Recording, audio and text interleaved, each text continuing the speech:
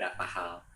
Pertama adalah dalam situasi COVID ini, yang terpenting adalah kesehatan dan keselamatan para murid-murid kita, guru-guru kita, dan keluarganya murid-murid kita. Dan prinsip dasar itulah yang kita gunakan. Makanya dalam paparan ini akan terlihat bahwa relaksasi dalam pembukaan sekolah ini dilakukan dengan cara yang paling konservatif yang bisa kita lakukan. Artinya ini merupakan cara terpelan untuk membuka sekolah sehingga keamanan itu diprioritaskan. Berikut bisa masuk paparan.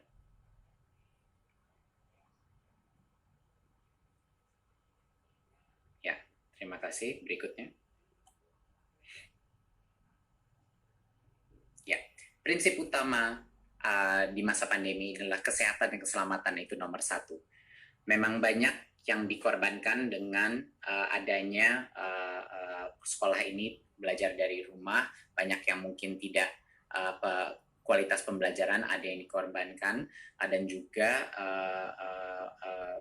kualitas daripada semua pembelajaran daring pun tidak semuanya sama dan banyak sekali yang mengalami kesulitan. Tetapi di masa pandemi ini, di mana kita masih dalam krisis COVID-19, Kemendikbud mengambil sikap bahwa kesehatan dan keselamatan adalah yang utama.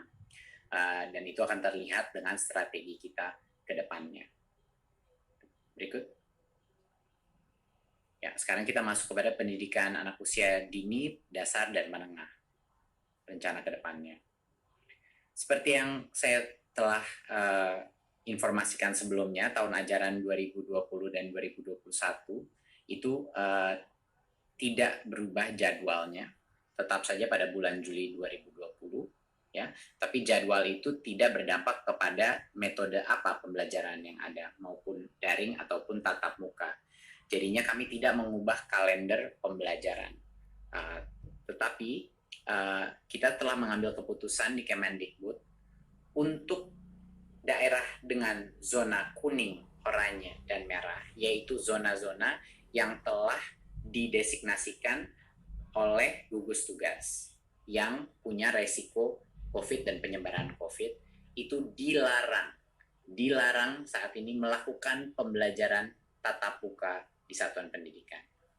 Jadinya untuk zona-zona yang merah, kuning, dan oranye ini merepresentasikan pada saat ini 94% daripada peserta didik, ya, di pendidikan dini, dasar, dan menengah.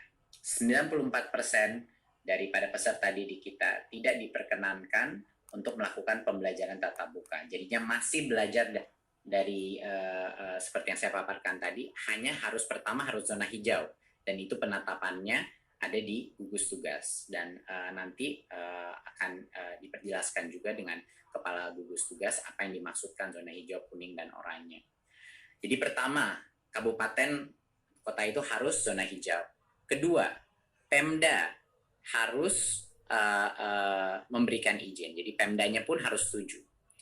Dan yang ketiga, satuan pendidikan telah memenuhi, yaitu sekolahnya telah memenuhi semua checklist dan yang checklist daripada persiapan pembelajaran tatap muka.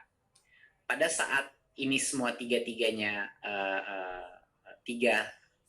langkah pertama untuk kriteria pembukaan, sekolahnya boleh mulai pembelajaran tatap muka. Tapi ada satu lagi perizinan yang harus dipenuhi, yaitu orang tuanya murid pun harus setuju untuk anaknya mereka pergi ke sekolah pada saat itu. Jadinya, misalnya sekolah zona itu sudah zona hijau, Pemda sudah mengizinkan, dan satuan pendidikan itu sudah memenuhi checklistnya. Sekolahnya boleh mulai pembelajaran tatap muka, tetapi tidak bisa memaksa murid yang orang tuanya tidak memperkenankan untuk pergi ke sekolah karena masih belum cukup merasa aman untuk harus ke sekolah. Jadi murid itu pun walaupun sekolahnya mulai tatap muka, kalau orang tuanya masih tidak merasa nyaman, murid itu diperbolehkan masih belajar dari. Jadi itu penting. Kita punya banyak sekali level persetujuan untuk anak atau peserta didik itu bisa masuk ke sekolah. Ya, sekali lagi ini hanya yang zona hijau, yang merepresentasikan 6% daripada populasi peserta didik kita. Dan zona hijau ini bisa semakin besar, bisa semakin kecil, tergantung pada designasi daripada gugus tugas. Berikutnya. Untuk sekolah yang sudah memenuhi semua checklist itu pun, yang di zona hijau, kita melakukan tiering daripada mana jenjang yang boleh masuk dulu. Ya.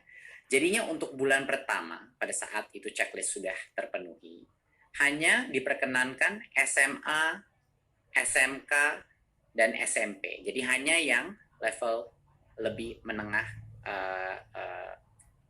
situ. Jadi SD saat ini belum boleh dipersilakan membuka, harus menunggu 2 bulan lagi.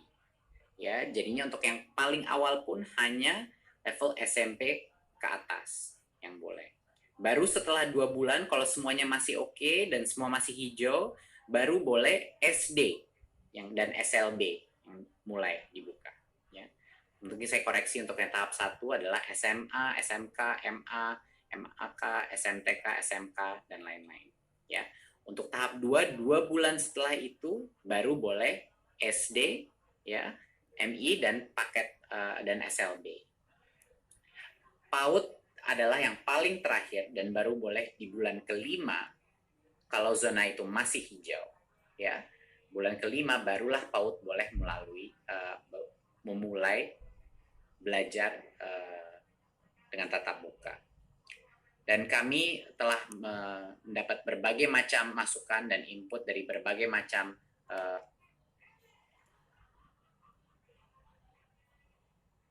masih tidak diperkenankan untuk melakukan kuliah tatap muka.